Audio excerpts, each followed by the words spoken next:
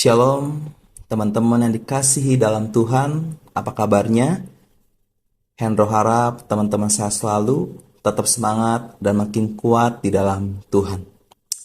Teman-teman, pada kesempatan kali ini saya mau sharing apa yang saya alami sebagai seorang anak di dalam keluarga. Pelajaran hidup yang aku alami bahwa keluarga itu sangatlah penting. Walau seringkali ada salah paham, seringkali ada ribut-ribut, tapi keluarga itu sangatlah penting. Dan kita harus akur sama papa mama, sama adik, kakak, dan firman Tuhan yang aku mau bagikan kali ini di kitab Amsal pasal yang ke-17 ayat 9. Beginilah firman Tuhan. Amsal pasal yang ke-17 ayat 9. Siapa menutupi pelanggaran mengejar kasih, tetapi siapa membangkit-bangkit perkara menceraikan sahabat yang karib. Nah, teman-teman, firman Tuhan ini berbicara tentang kasih bukan lagi suatu hal yang asing bagi kehidupan kita sebagai orang percaya.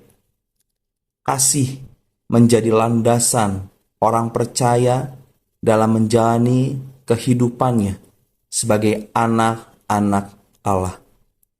Kasih juga di mana kita menerapkan kasih kepada Allah itu kepada sesama kita umat manusia. Tentunya kita mulai dari keluarga kita. Pengamsal menyoroti tentang orang yang mengejar kasih, bahwa orang yang mengejar kasih adalah orang yang menutupi pelanggaran.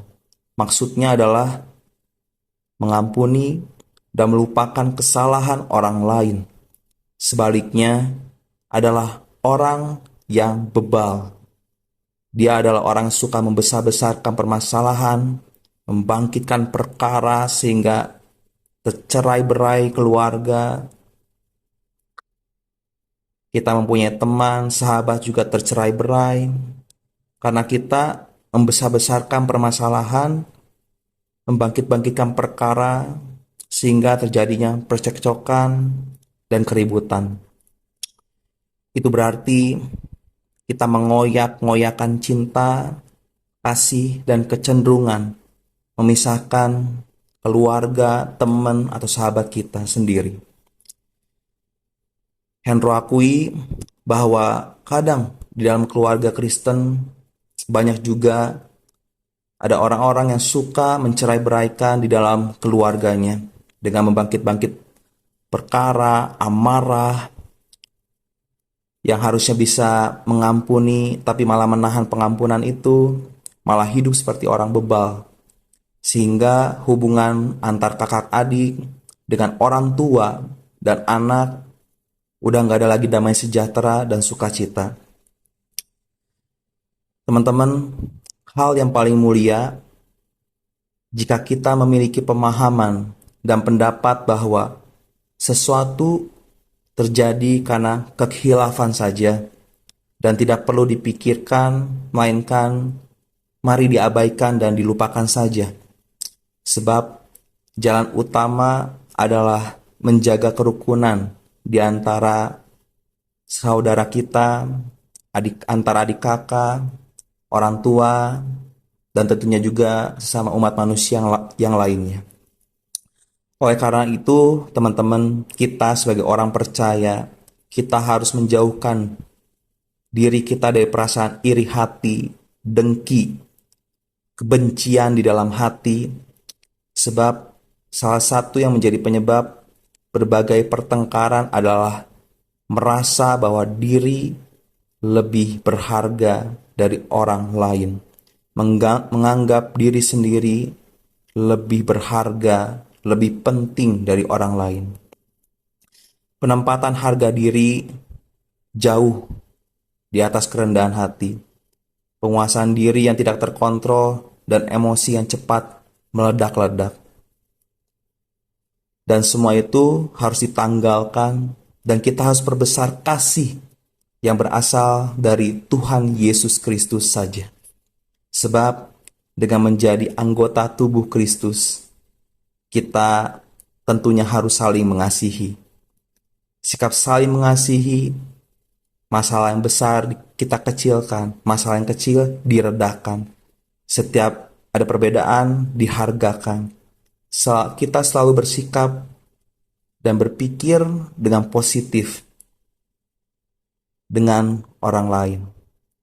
Kita saling mengutamakan kepentingan sesama dengan penuh kesabaran. Kita harus belajar menerima kekurangan, kelebihan, dan kelemahan setiap sesama kita. Karena gak ada yang sempurna. Seperti tertulis juga di kitab 1 Korintus pasal yang ke-13 ayat 7. Di mana Rasul Paulus katakan bahwa ia menutupi segala sesuatu, percaya segala sesuatu, mengharapkan segala sesuatu, sabar menanggung segala sesuatu. Itu adalah kasih.